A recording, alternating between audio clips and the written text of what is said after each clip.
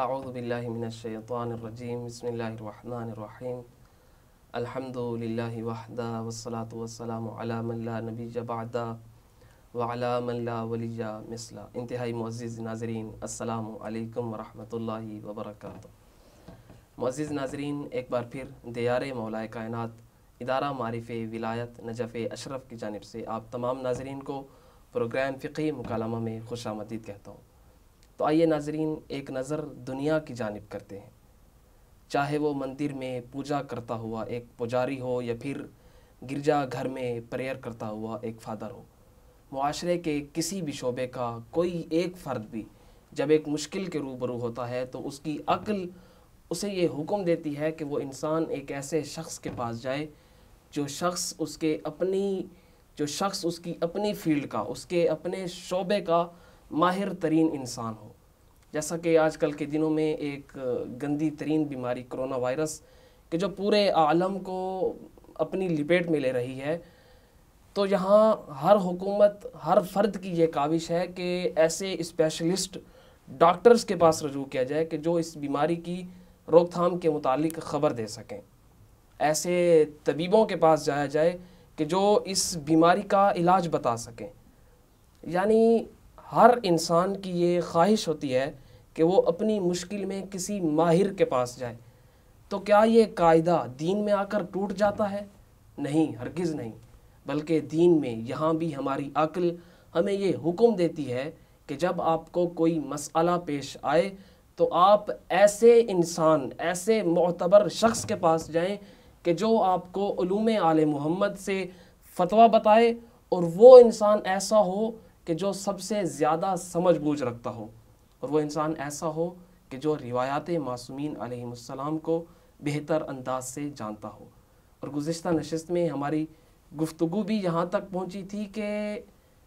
ایک عالم مجتہد کی طرف رجوع کرنا یہ فقط آج کے زمانے کے ساتھ خاص نہیں ہے، بلکہ خود ائمہ معصومین علیہ السلام کے زمانے میں بھی یہ چیز دیکھنے کو ملتی ہے کہ لوگ ایک عالم فقیہ کی طرف رجوع کرتے تھے۔ جیسا کہ ایک روایت میں صادق آل محمد علیہ السلام سے مروی ہے کہ مولا سے کہا گیا، مولا سوال کیا گیا کہ مولا دو آدمی ہیں، ان کے درمیان ایک امر پر اختلاف ہو جاتا ہے، یعنی ایک امر پر ان کے درمیان جھگڑا ہو جاتا ہے، تو پھر وہ دونوں آدمی اپنے اس ایک امر کو لے کر دو مختلف علماء، دونوں عادل بھی ہیں اور دونوں فقیہ ہیں اور وقت کے دونوں قاضی ہیں، یہ دو آدمی ان دو فقہا کے پاس جاتے ہیں اور ان سے اپنے مسئلے کا حل طلب کرتے ہیں۔ جب جواب ملتا ہے تو دونوں جوابوں میں اختلاف ہوتا ہے، یعنی دونوں جواب ایک دوسرے کے برعکس ہوتے ہیں۔ تو سوال کیا گیا، مولا اب ہم کیا کریں؟ تو مولا نے کہا يُنظر إِلَىٰ أَفْقَهِهِمَا وَأَعْلَمِهِمَا بِأَحَادِيثِنَا وَأَوْرَعِهِمَا، مولا نے کہا دیکھا یہ جائے گا کہ ان میں سے سب سے زیادہ ہماری احادیث میں سمجھ بوجھ کون رکھتا ہے، اور یہ دیکھا جائے گا کہ ہماری احادیث کو بہتر انداز سے کون جانتا ہے، وَأَوْرَعِهِمَا، اور یہ دیکھا جائے گا کہ فتویٰ دینے میں سب سے زیادہ احتیاط کون کرتا ہے۔ تو مولا نے کہا جس انسان میں یہ تمام صفات پائی جائیں فَيُنْفَذُ حُكْمُهُ وَلَا يُلْتَفَتْ إِلَى الْآخَرِ، تو مولا نے کہا اس انسان کے حکم کو لے لیا جائے گا اور دوسرے انسان کے حکم کی طرف کوئی توجہ نہ کی جائے گی۔ لیکن سوال یہ ہے کہ اب ہمیں پتہ کیسے چلے کہ ان دو فقہا میں سے کون سا فقیہ عالم ہے اور کون سا فقیہ عالم نہیں ہے؟ تو اس موضوع پر گفتگو کرنے کے لیے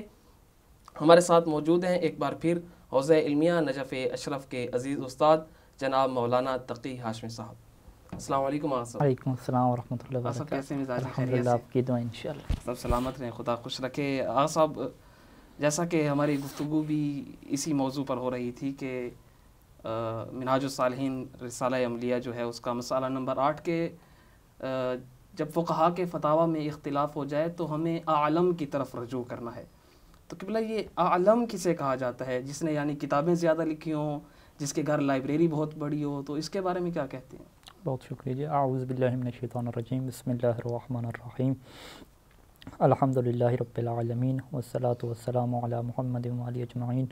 واللعنۃ الدائمۃ علی اعداء محمد وآل محمد، اما بعد، وفقنا اللہ وإیاکم للعلم والعمل الصالحین انشاءاللہ تعالی، رب یسر ولا تعسر تمم بالخیر۔ عالم کسے کہتے ہیں اور عالم کی تشریح کیا ہے؟ جیسے کہ روایات معصومین علیہ السلام میں اس چیز کو بڑے واضح انداز سے بیان کیا گیا ہے کہ جب بھی اختلاف ہو جائے اور فقہا کا اختلاف ہو اور ہر کسی کے پاس حدیث بھی موجود ہو، حدیث کے ہوتے ہوئے اگر اختلاف ہو گیا ہے تو ظاہری بات ہے ہمیں پتہ ہے کہ یقیناً ان میں سے ایک ہی ٹھیک ہوگا، دونوں ایک ٹائم پہ ٹھیک نہیں ہو سکتے۔ اور چونکہ ہمارے اوپر بھی کوئی وحی نازل نہیں ہو رہی اور ہمارا بھی امام وقت سے تعلق اور ارتباط ڈائریکٹ نہیں ہے کہ ہم جا کے ان سے پوچھ لیں کہ ہمیں بتائیے کہ موجودہ جو فقہا میں اختلاف ہو گیا ہے یا احادیث میں اختلاف ہو گیا ہے یا کسی حدیث یا قرآن کی آیت کو سمجھنے میں اس کی تشریح میں اختلاف ہوا ہے، کون حق ہے، کون حق پر ہے اور کون باطل پر ہے، اس کی تشخیص فرما دیجئے۔ ہم امام زمانہ سے ڈائریکٹ رابطہ کر کے اس چیز کی پہچان نہیں کروا سکتے، وہی تو ہمارے اوپر نازل ہونی نہیں ہے، تو پھر اس کا کیا قاعدہ کلیہ ہے کہ ہم کیا کریں اس اختلاف کی صورت میں؟ امام معصوم نے جو قاعدہ کلیہ ہمیں عطا فرمایا ہے، جیسے کہ شیخ صدوق علیہ الرحمہ نے من لا یعذر الفقیہ میں یہی حدیث نقل فرمائی، اصول کافی میں مرحوم کلینی نے احادیث نقل فرمائی کہ جب بھی اختلاف ہو جائے تو اس صورت میں آپ نے افقہ اور عالم کی طرف جانا ہے۔ لفظ افقہ اور عالم اگر ہم نحوی اعتبار سے دیکھیں تو یہ افعل و تفضیل کے صیغے ہیں۔ افعل و تفضیل ایک ایسی صفت کو بیان کرتا ہے کہ جس میں آپ تقابل کرا رہتے ہیں دوسرے بندے سے، دوسروں سے تقابل کرا رہے ہوتے ہیں۔ تو اگر ہم اس کے ڈکشنری کے معنی کو دیکھیں تو عالم اور افقہ کا مطلب کیا ہے کہ جس کے پاس سب سے زیادہ علم ہو، جس کے پاس سب سے زیادہ فقاہت ہو۔ لیکن ہم فقہ میں جب آ کے دیکھیں گے کہ فقیہ اس حدیث سے کیا سمجھتا ہے، فقیہ جو ہے وہ فقہ میں عالم اور افقہ کسے کہتے ہیں۔ تو فقہ میں عالم اور افقہ کو جاننے کے لیے اس وقت میں آپ کے سامنے جو ہے وہ عروہ میں سید سیستانی کا جو حاشیہ ہے وہاں سے میں آپ کے سامنے عالم کی تعریف رکھ رہا ہوں، کہ جس میں حاشیہ نمبر 18 ہے اور جس میں سید سیستانی دامت ظلہ العالی فرماتے ہیں کہ المراد من العالم عمدۃ ما یلاحظ فیہ العالمیت امور ثلاثہ، کہ تین ایسے امور ہیں کہ جو عالمیت کے اندر لحاظ کرنا بہت ہی اہم ہیں، مہم ہیں، کہ تین چیزوں کو ہم دیکھیں گے اور ان تین چیزوں کو طے کرنے کے بعد ہم یہ کہہ سکتے ہیں کہ وہ کیا عالم ہے۔ اس میں سے جو پہلا انہوں نے رستہ کہا ہے کہ پہلی جو چیز ہے کہ جو عالم کا حصہ ہے، یعنی ابھی ہم کیا کہہ رہے ہیں، عالم کو ہم سمجھنا چاہ رہے ہیں تو ہم کہیں گے کہ عالم تین چیزوں سے مل کے بنتا ہے۔ سب سے پہلی چیز کیا ہونی چاہیے کہ العلم بطرق اثبات صدور الروایت، کہ عالم کے پاس علم ہونا چاہیے۔ کس بات کا علم ہونا چاہیے؟ بطرق اثبات صدور الروایت، ان رستوں کا علم ہونا چاہیے کہ جس کے ذریعے سے روایت کا صادر ہونا ثابت ہوتا ہے۔ دیکھیں ہمارے سامنے قرآن مجید ہے، اس کے اوپر کوئی دوسری رائے نہیں ہے کہ یہ وہی کتاب ہے جو پیغمبر اسلام صلی اللہ علیہ وآلہ وسلم پہ نازل ہوئی تھی اور اس کی حفاظت کی ذمہ داری خود اللہ تعالی نے کیا اپنے ذمہ رکھی ہے۔ لیکن جہاں تک احادیث کا تعلق ہے، احادیث اور روایات میں ایسا نہیں ہے، اور گزشتہ قسط میں ہم بیان کر چکے ہیں کہ احادیث میں بہت زیادہ اختلاف موجود ہے، اس کے اندر تحریف بھی ہوئی ہے، اس کے اندر جھوٹ بھی کیا شامل ہو چکا ہے، سب کچھ یعنی اس طریقے سے ہے۔ تو اس صورت میں اب عالم فقیہ کون سا ہوگا؟ عالم فقیہ میں پہلے سٹیپ پہ اس کے پاس ایسا علم ہونا چاہیے کہ اسے پتہ چل سکے کہ کون سی روایت ٹھیک ہے، کون سی روایت ٹھیک نہیں ہے، یہ چیز اس کے اندر ہونی چاہیے۔ اور اس چیز کے اندر سیستانی فرماتے ہیں پھر کون سے علم کے اندر اسے زیادہ ماہر ہونا چاہیے؟ فرماتے ہیں کہ وَالدَّخِيلُ فِيهِ عِلْمُ الرِّجَالِ وَعِلْمُ الْحَدِيثِ، اس کے لیے علم رجال اور علم حدیث ضروری ہے کہ جس سے اسے پتہ چلے گا کہ معرفت الکتب و معرفت الروایت، اسے پتہ چلے کہ کون سی کتابیں احادیث کے ہمارے پاس ہیں، کون سی کتابیں ایسی ہیں کہ جو ثابت ہیں، کتابوں کے نسخوں میں کیا اختلاف ہے، و معرفت النسخ المختلفت، مختلف نسخے اصول کافی کے ہیں، من لا یعذر الفقیہ کے ہیں، کسی میں واو ہے، کسی میں واو نہیں ہے، کسی میں کچھ حرکات لگی ہوئی ہیں، کسی میں کچھ اعراب لگے ہوئے ہیں، ان کی معرفت ہونی چاہیے۔ و تمییز الاصح عن غیرہ، اور اس فقیہ کے پاس یہ صلاحیت ہونی چاہیے کہ وہ صحیح نسخوں کو دوسرے نسخوں سے جدا کر سکے۔ یہ کیا ہے؟ پہلی چیز ہے۔ اور اس کے علاوہ ایک اور اہم چیز بھی اس کے اندر ذکر فرمائی کہ والخلط الواقع بین متن الحدیث و کلام المصنفین، کہ بعض اوقات ایک حدیث کا متن ہوتا ہے، اس کے اندر راوی کا کلام بھی شامل ہو جاتا ہے، اور راوی سے ہٹ کے جو کتابیں مرتب کرنے والے ہیں مثلا مرحوم کلینی ہیں، ان کا اپنا کلام بھی شامل ہو جاتا ہے۔ تو چونکہ جو پرانے نسخے ہیں وہ ایک ہی طرز پہ لکھے جاتے ہیں، کلر وغیرہ کو اس میں فرق نہیں رکھا جاتا، ایک ہی لائن پہ لکھے جاتے ہیں، تو لہٰذا ایک فقیہ کے اندر یہ صلاحیت ہونی چاہیے کہ اسے پتہ ہو کہ کہاں تک امام کا کلام جاری ہے اور پھر کہاں اندر راوی کا کلام آیا ہے، پھر کہاں اندر جو ہے وہ جو مصنف ہے اس کا اپنا کلام آ گیا ہے۔ یہ چیز ضروری ہے۔ اور یہ دیکھیں یہ چیز کیوں سید ثانی فرما رہے ہیں، اس وجہ سے کہ چونکہ امام علیہ السلام نے فرمایا تھا کہ جب اختلاف ہو جائے تو اعلمہما باحادیثنا، اس فقیہ کی طرف جانا ہے کہ جس سے ہماری احادیث کی زیادہ معرفت ہو۔ تو حدیث کی زیادہ معرفت اسی طریقے سے ہوگی کہ جب وہ علم رجال و حدیث کا ماہر بنے گا تو وہ پھر پرکھ سکتا ہے کہ کون سی حدیث معصوم کی ہے اور کون سی حدیث معصوم کی نہیں ہے۔ یہ کیا ہو گیا، پہلا سسٹم ہو جائے گا۔ پہلا مرحلے میں اسے یہ ثابت کرنا ہے کہ یہ جو روایت ہے یہ معصوم کی ہے، اس کے اندر غیر معصوم راوی کا کلام شامل کب ہوا، کتنا ہوا، کیا حیثیت ہے، یہ پہلا حصہ ہو گیا۔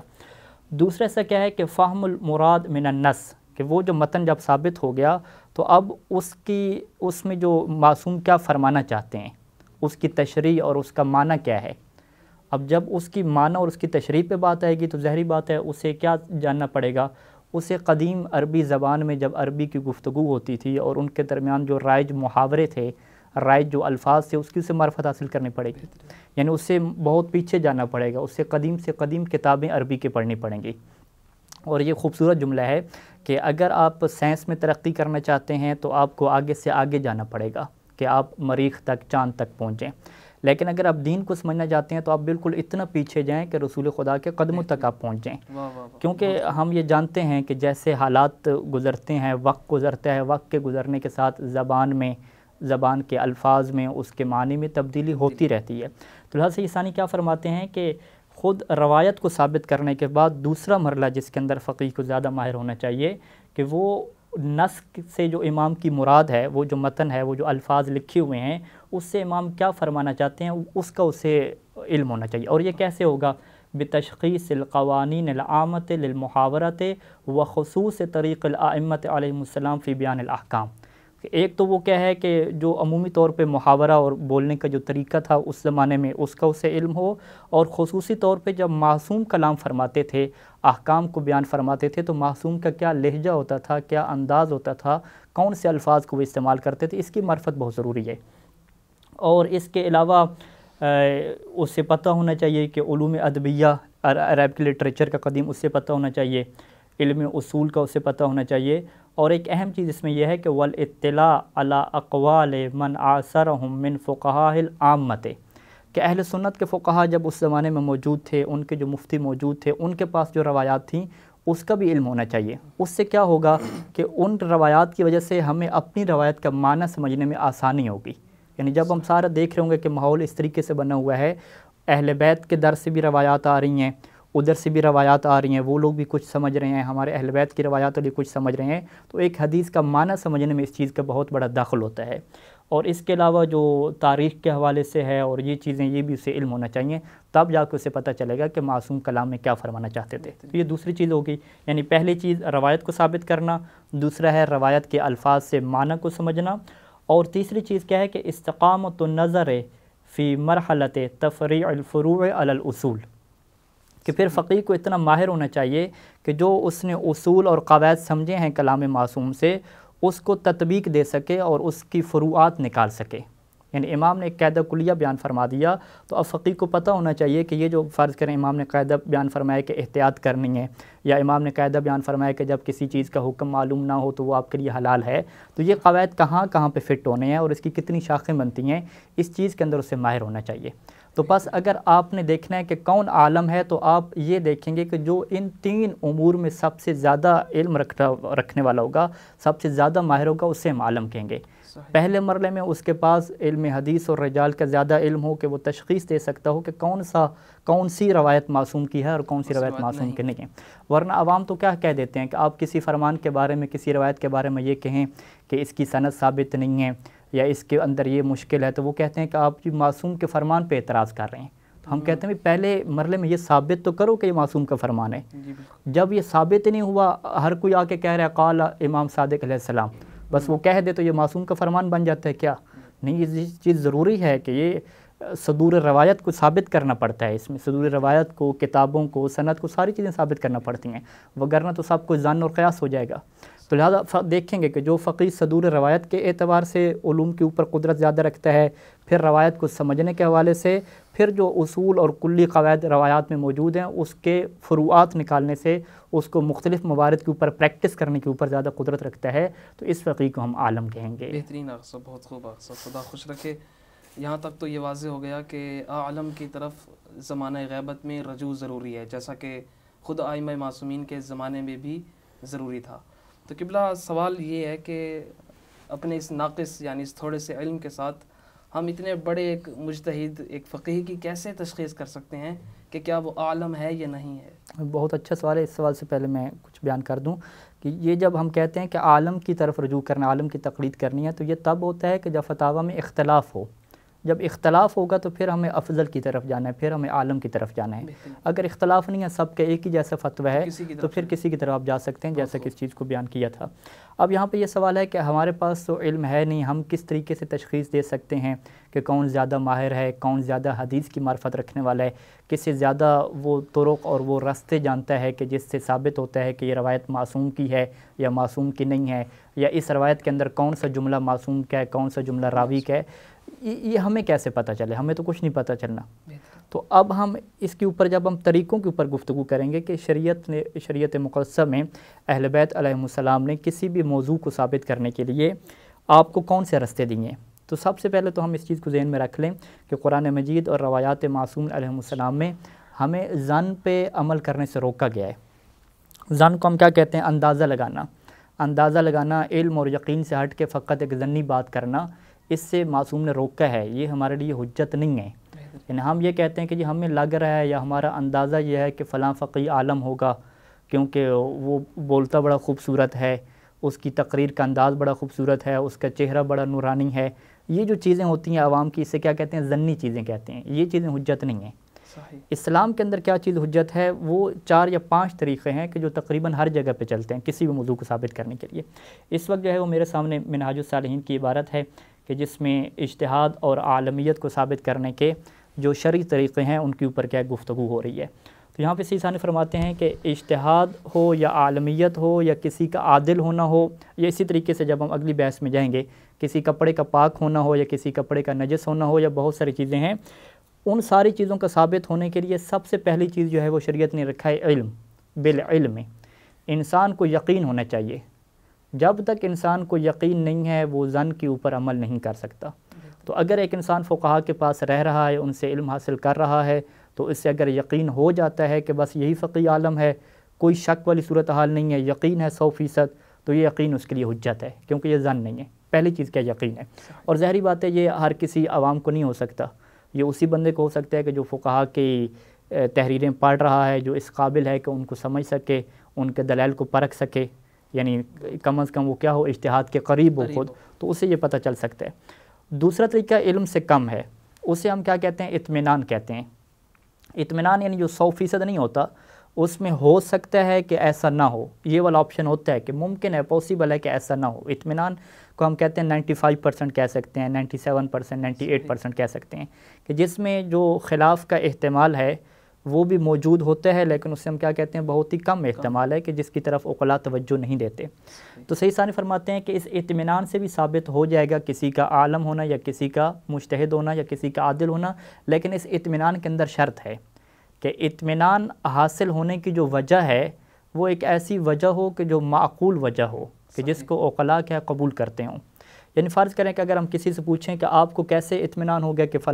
فلاں جو بندہ ہے وہ فقیہ بن گیا ہے، یا فلاں جو بندہ ہے وہ عالم فقیہ ہو گیا، آپ کو کیسے اطمینان ہوا؟ اگر وہ کہے کہ مجھے خواب آیا ہے،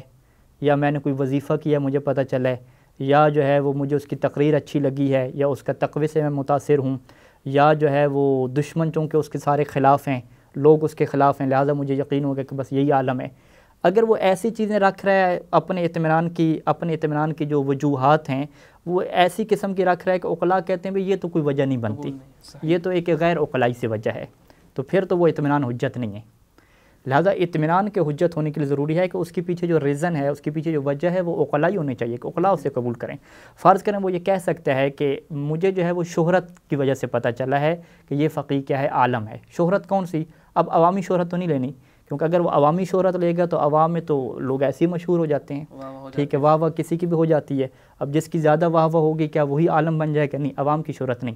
وہ کہے گا کہ علمی مراکز میں، جو علمی مراکز ہیں، حوضہ نجف اشرف ہو یا حوضہ علمیہ قم ہو، وہاں پہ میں نے دیکھی ہے کہ جو زیادہ شہرت ہے وہ آیت اللہ سید سیستانی دامت ظلہ کے علم کی ہے، ان کی فقاہت کی ہے کہ وہ حدیث کو سمجھنے میں، حدیث کو پرکھنے میں، حدیث سے استنباط کرنے میں سب سے زیادہ کہیں عالم ہے، شہرت ہے. یعنی ہم ایسے اساتذہ کو بھی جانتے ہیں، اگر ہم پریکٹیکل ہم بحث کریں، اگر آپ یہ سوال کریں کہ سید سیستانی کی عالمیت میرے نزدیک کیسے ثابت ہے، تو میں تو یہی کہوں گا کہ میرے نزدیک یہی جو شہرت ہے، اسے ہم عربی میں کیا کہتے ہیں، اشیاء عند الخواص، کہ جو علمی مراکز ہیں اس میں جو اساتذہ موجود ہیں ان کے اندر جو شہرت ہے وہ سید سیستانی کی ہے، چاہے وہ نجف کے اساتذہ ہوں یا حوضہ علمیہ قم کے ہوں. اور بعض نجف کے جو ہمارے اساتذہ ہیں، آیت اللہ باقر روانی، آیت اللہ شیخ ہادی آل رازی، وہ وہاں پر بھی پڑھاتے رہے ہیں، قم میں بھی پڑھاتے رہے ہیں، یہاں بھی پڑھاتے رہے ہیں، تو ان کی طرف سے یہ گواہیاں موجود ہیں کہ آیت اللہ سید سیستانی کی فقاہت کیا ہے، سب سے بیسٹ ہے، اور اس کے اوپر وہ اطمینان کا اظہار کرتے ہیں. تو لہٰذا دوسرا طریقہ کیا ہے عالم کو ثابت کرنے کا، وہ ہے اطمینان. اور اطمینان کے پیچھے جو سبب اور ریزن ہونی چاہیے وہ ایسی ہونی چاہیے کہ جو قابل قبول ہو. جیسا کہ وہ ایک ریزن کیا ہو سکتا ہے کہ شہرت ہو جو اہل خواص کے نزدیک ہو، علمی مراکز کے اندر کی شہرت ہے، اس سے پتہ چلتا ہے. یا اس کا یہ سبب بھی ہو سکتا ہے کہ کوئی ایک ماہر شخص ہے، اس نے آپ کو بتایا ہے، تو اس کی بات سے اگر آپ کو اطمینان حاصل ہو گیا تو یہ بھی ایک سبب عقلائی بن سکتا ہے. 2 رستے ہو گئے. تیسرا جو رستہ ہے اور جو چوتھا اور پانچواں رستہ ہے، یہ جو 3 رستے ہیں ان کا تعلق ہے ماہرین سے، ٹھیک ہے. اب تیسرا رستہ کیا ہے کہ 2 عادل آ کے گواہی دے دیں. 2 عادل کون سے؟ جو ماہرین ہوں، یعنی خود جن کے اندر یہ صلاحیت ہو کہ فقہا کی ادلہ کو، فقہا کے دلائل کو، فقہا جو حدیث کو سمجھتے ہیں، پرکھتے ہیں، ان کے دلائل کو وہ سمجھنے کی صلاحیت رکھتا ہو. 2 عادل آ کے گواہی دے دیں. اب یہ 2 عادل کی گواہی ایسی ہے کہ اگر آپ کہیں کہ مجھے تو 2 عادل گواہیوں پہ اطمینان حاصل نہیں ہوا، مجھے تو ظن حاصل ہے، تو بے شک آپ کو ظن حاصل ہے، لیکن شریعت میں، روایات معصومین علیہ السلام میں 2 عادل کی گواہی کو حجت قرار دیا گیا ہے کہ چاہے آپ کو ان کی گواہی سے علم حاصل نہ بھی ہو، چاہے ان کی گواہی سے آپ کو اطمینان حاصل نہ بھی ہو، بالکل جو ہے وہ صورتحال مشکوک ہو، آپ کی صورتحال مشکوک ہے، لیکن چونکہ 2 عادل گواہ آ گئے ہیں لہذا یہ میرے لیے حجت ہیں. تو لہذا اگر 2 عادل گواہ ماہرین میں سے وہ گواہی دے دیں کہ فلاں بندہ فقیہ بن گیا ہے، یا فلاں بندہ کیا ہے عالم ہے یا افقہ ہے، حدیث کی زیادہ معرفت رکھنے والا ہے، تو اس کے اوپر ہم آنکھیں بند کر کے اعتماد کر سکتے ہیں، کیونکہ معصوم علیہ السلام نے 2 عادل کی گواہی کو ہمارے لیے کیا حجت قرار دیا ہے. اور چوتھا جو رستہ ہے کہ سیستانی فرماتے ہیں کہ اگر وہ ماہر بندہ ہے اور وہ 2 نہ بھی ہوں، اگر ایک بندہ ہو وہ آ کے آپ کو خبر دے اور اس کی خبر بھی کیا ہے آپ کے لیے اطمینان کا سبب بنے یا اطمینان کا سبب نہ بنے، چونکہ وہ خود ماہر ہے لہذا اس کی بات کے اوپر آپ اعتماد کر سکتے ہیں. عالمیت کے مسئلے میں، عالمیت اور اجتہاد کے مسئلے میں ایک بندہ بھی کیوں نہ، یہ اہل خبرہ کی بات، جی یہ ساری اہل خبرہ کی بات ہے. یعنی 2 عادل بھی اہل خبرہ میں سے ہونے چاہیے، اگر ایک بندہ ہے تو وہ بھی اہل خبرہ میں سے ہونے چاہیے. اہل خبرہ یعنی ماہر لوگ، یہ ہونے چاہیے. یہ چوتھا رستہ ہے کہ ایک بندہ بھی آ کے گواہی دے دے تو اس سے بھی کیا ہے عالمیت ثابت ہو سکتی ہے، لیکن ایک بندہ کون ہو؟ اہل خبرہ میں سے ہو. پانچواں رستہ کیا ہے کہ پھر ماہرین کی کوئی جماعت ہو جائے، یعنی 4-5 بندے ہو جائیں، 4-5 بندے نے آ کے خبر دی کہ ہم نے جو ہے وہ سارے فقہا کی جو درس خارج کی کتابیں ہیں ان کو ہم نے پرکھا ہے، پڑھا ہے، اور ہم ان کے دروس میں شریک ہوئے ہیں، تو ہمیں اطمینان حاصل ہوا ہے کہ فلاں فقیہ جو ہے وہ زیادہ کیا ہے حدیث کی معرفت رکھتا ہے. اب اس کے اندر جو پرابلم آتی ہے جس کو سیستانی نے یہاں پہ بیان فرمایا ہے کہ یہ چیزیں تبھی حجت ہوتی ہیں، 2 عادل کی گواہی، ایک ماہر بندے کا کہنا یا ماہرین کی جماعت کا کہنا، یہ تبھی حجت ہوتی ہیں کہ جب اس میں ٹکراؤ کی صورتحال نہ پیدا ہو. لیکن جب ٹکراؤ کی صورتحال پیدا ہو جائے، جیسا کہ ہوتی ہے ٹکراؤ کی صورتحال کہ آپ کے پاس 2 گواہ موجود ہیں جو ماہرین ہیں، وہ سید سیستانی دامت ظلہ کی فقاہت کی گواہی دیتے ہیں کہ وہ سب سے زیادہ افقہ ہیں، ادھر سے 2 عادل گواہ موجود ہیں وہ کسی اور فقیہ کی گواہی دیتے ہیں، تو ٹکراؤ ہو گیا. اب ٹکراؤ کی صورت میں آپ نے کیا کرنا ہے؟ تو سیستانی فرماتے ہیں کہ جب بھی ٹکراؤ ہو جائے ماہرین کا آپس میں، چاہے وہ ماہرین کی جماعت ہو، 2 عادل گواہ ہوں، تو اس کے اندر طریقہ یہ ہے کہ آپ ماہرین کی جماعت کو پرکھیں گے، آپ دیکھیں گے کہ جو ان میں سے زیادہ سینئر ہیں، جو زیادہ ماہر لوگ ہیں، آپ انہی کے گواہی کو کیا مانیں گے. یعنی فرض کریں کہ ایک ہمارے اساتذہ میں سے ہیں جو بہت سینئر ہیں، 3-4 اساتذہ بہت سینئر ہیں کہ وہ شروع سے پڑھا رہے ہیں، حوضہ قم میں انہوں نے پڑھایا، حوضہ نجف میں پڑھایا، ایک ان کی گواہی موجود ہے، اور ایک گواہی وہ ان کی موجود ہے کہ جو بہت سینئر نہیں ہیں، ابھی 4-5 سال سے انہوں نے کیا درس خارج پڑھانا شروع کیا، ایک ان کی گواہی موجود ہے. تو اب اکثر و خبرتاً کون ہوگا؟ کون زیادہ ماہر شمار ہوگا؟ جو سینئر ہے وہ زیادہ ماہر شمار ہوگا. تو ہم کیا کہیں گے کہ سینئر افراد جو ہیں اگر ان کی زیادہ گواہی آ گئی ہے اور ان کی تعداد زیادہ ہے تو انہی کی یا تعداد ان کی زیادہ نہ بھی ہو، اگر ایک طرف کہیں زیادہ سینئر لوگ ہیں مثلا موسٹ سینئر ہیں اس طرف اور دوسری طرف زیادہ سینئر نہیں ہیں، جونیئر لوگ ہیں، تو ہم ظاہری بات ہے سینئر لوگوں کی کیا بات کو قبول کریں گے.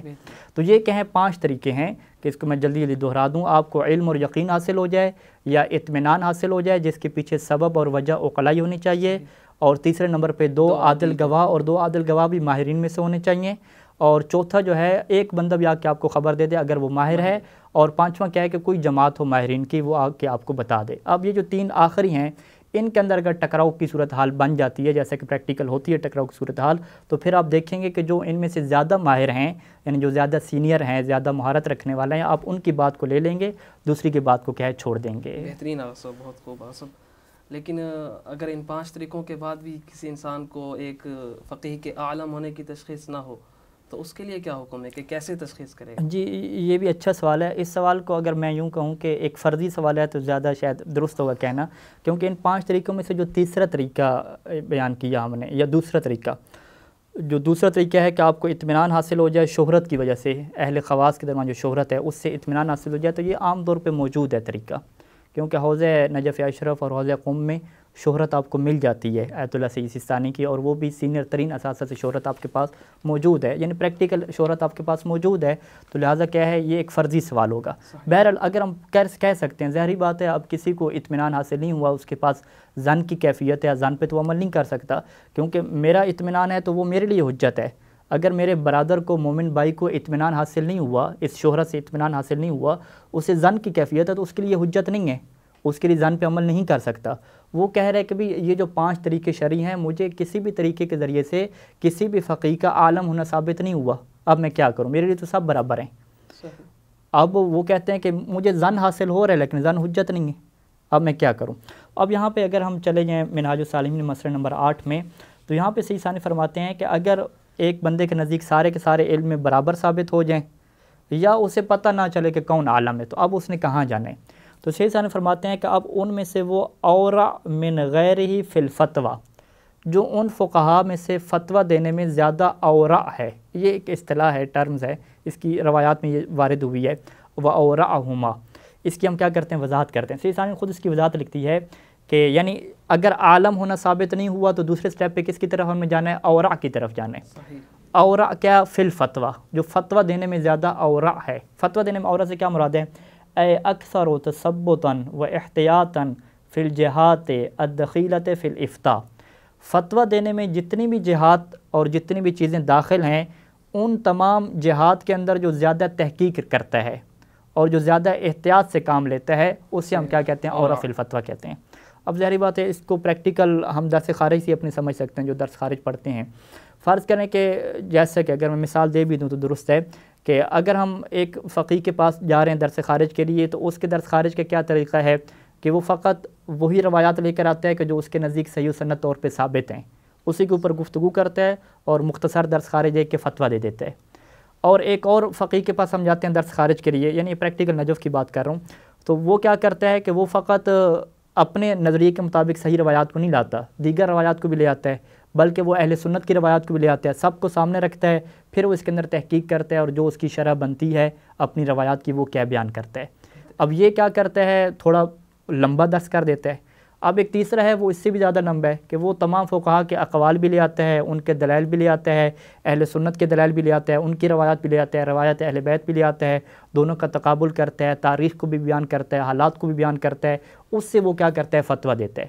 اب یہ جو تیسرے سٹیپ والا ہے اس سے ہم کیا کہیں گے کہ یہ زیادہ کیا ہے جو فتویٰ دینے میں جہات رکھتی تھی اس کے اوپر یہ زیادہ بندہ تاکید کرتا ہے، زیادہ بندہ تحقیق کرتا ہے. تو سید ثانی فرماتے ہیں کہ اگر آپ کو یہ پتہ نہیں چل سکا کہ کون سا زیادہ عالم ہے تو آپ ان کے فتویٰ دینے کی جہات کو دیکھ لیں، ان کے طریقوں کو دیکھ لیں. ظاہری بات ہے فقہا جب دلائل کی کتابیں لکھتے ہیں، درس خارج کی کتابیں ہیں، اس کے مطالعہ سے یا اگر درس خارج کی ان کی ریکارڈنگ موجود ہے تو وہ کوئی بھی ماہر ترین جو افراد ہے جو درس خارج اچھے طریقے سے پڑھتا ہے سمجھتا ہے وہ یہ جج کر سکتا ہے کہ کون سا فقیہ ایسا ہے کہ جو فتویٰ دینے میں جلدی نہیں کرتا،